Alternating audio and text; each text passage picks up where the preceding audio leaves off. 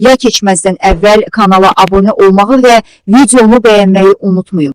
Müavinət və təqaüdlərdə yeni artımlar ölkəmizdə sosial müdafiə sisteminin gücləndirilməsi istiqamətində növbəti mühüm addım olmaqla, vətəndaş rifahının təminatına xidmət edən islahatların bu ildə uğurla davam etdirildiyini təsdiqləyir.